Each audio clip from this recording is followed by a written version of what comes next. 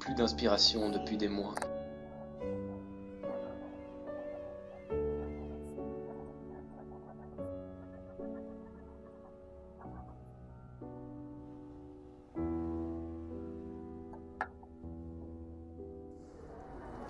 J'ai la conviction que c'est en partant à l'étranger qu'elle me reviendra.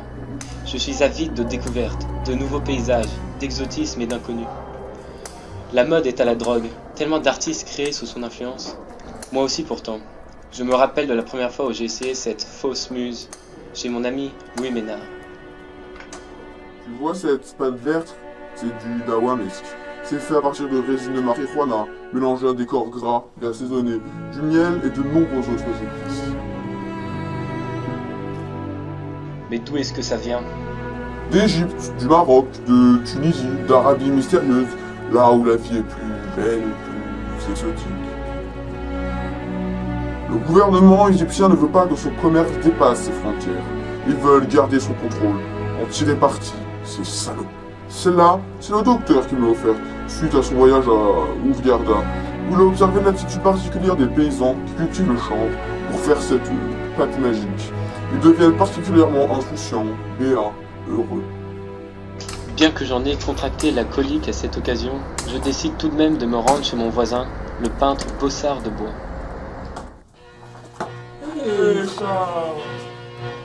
Il m'a invité à sa soirée Fantasia Hashishin, où les convives prennent de la drogue à volonté et sous contrôle médical. J'y assiste généralement en simple observateur. Ça, c'est quoi? C'était Philippe Gauthier qui me l'a passé. C'est lui qui a fondé le club des Hachichiens. Donc leur but c'est d'étudier les effets de la chiche sur le corps et sur l'esprit. Je pense que tu devrais parler avec lui, je suis sûr que vous avez beaucoup de points en commun. Viens me dire.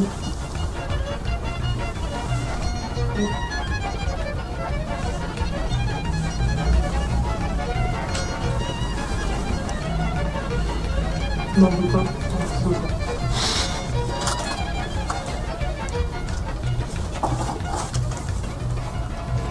La drogue provoque l'hypersensibilité des sens. L'apparition de figures grotesques.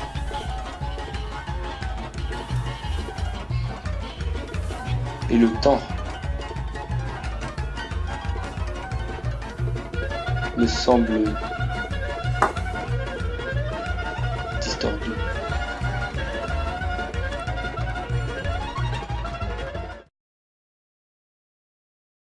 Faute de pouvoir voyager moi-même, c'est mon esprit qui le fait. Je me contente des moyens que j'ai.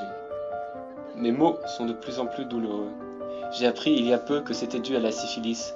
Je soupçonne Sarah, bien qu'elle m'ait toujours promis qu'elle était propre. Elle a sûrement attrapé cette saloperie chez un autre de ses cochons de clients. Le seul remède à mes douleurs est ma dose quotidienne de laudanum, concentré liquide d'opium. Cela ne fait pas que me soigner. Elle décuple ma créativité, me permet de partir, me fait voler, m'évader. J'écris de plus en plus, de mieux en mieux, chaque jour. Elle est devenue ma muse. Je lui appartiens complètement.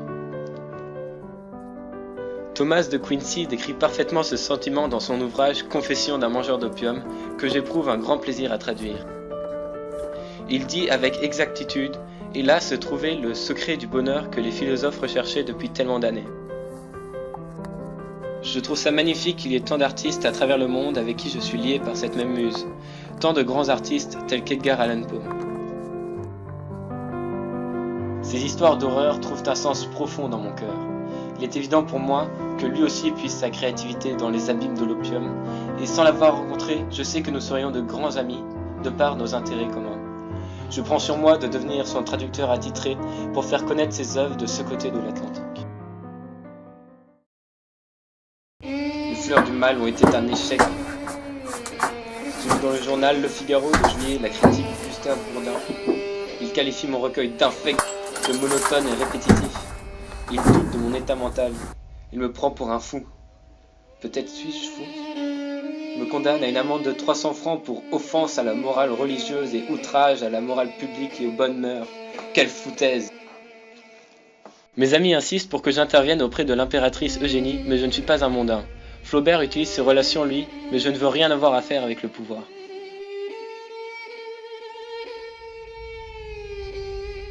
Mon amende vient d'être réduite. L'impératrice est intervenue en ma faveur et je suis condamné à 50 francs d'amende. Auguste Poulet-Malassis, mon éditeur, a été condamné à une amende de 100 francs, lui. Moi qui m'attendais à la gloire, à enfin émerger de la masse, me voilà traité comme criminel, comme un vulgaire vagabond. Mon mal empire, je le sens me dévorer de l'intérieur. Comme pour De Quincey, le laudanum devient mon seul remède, mais après cette amende et le manque de popularité de mon recueil, j'ai peur que mes réserves s'amenuisent faute d'argent.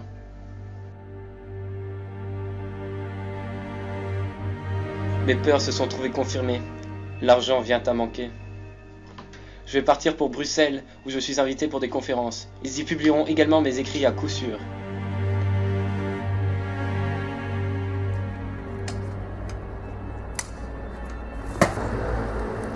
La syphilis m'a rattrapé. Mes amis insistent pour me rapatrier vers la France.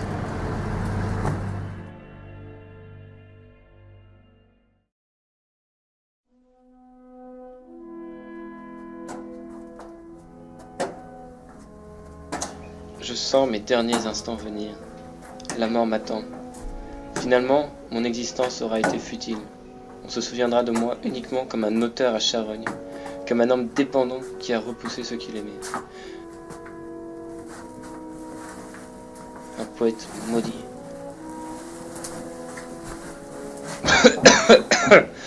Canon!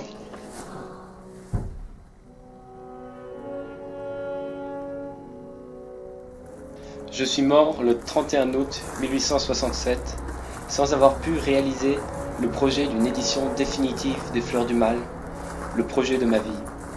Je suis enterré au cimetière de Montparnasse peu de temps après. Je suis mort comme j'ai toujours vécu, en solitaire.